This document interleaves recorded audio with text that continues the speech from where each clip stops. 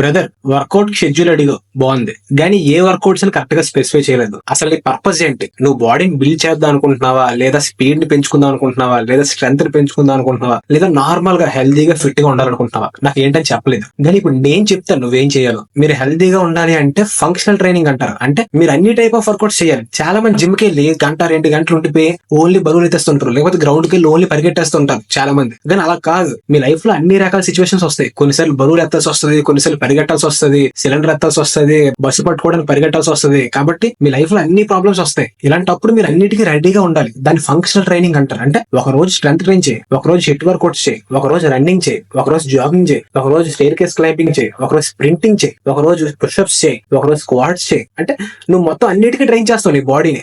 చాలా మంది only strength training చేస్తారు, లేకపోతే ఓన్లీ రన్నింగ్ చేస్తారు. అలాగే ఎప్పుడు చేయకండి. మీ బాడీ అన్నిటికీ రెడీగా ఉండేలాగా ట్రైన్ చేసుకోండి. అప్పుడు మీకు హెల్త్ ఉంటది, ఓవర్ ట్రైన్ అవ్వదు. మీ బాడీ అన్నిటికీ ఎప్పుడు రికవరీ స్టేట్ లో ఉంటది. మీరు మీ 100% పొటెన్షియల్ ని ప్రతి వర్కౌట్ లో ఇవ్వగలరు. గంటకు మించి ఎక్కువ ఏ వర్కౌట్ చేయొద్దు. ఇప్పుడు సపోజ్ వెయిట్ ట్రైనింగ్ చేస్తున్నారు, మీ వార్మప్, కూల్ డౌన్, మిడిల్ లోని మెయిన్ వర్కౌట్ అన్ని కలిపి గంట.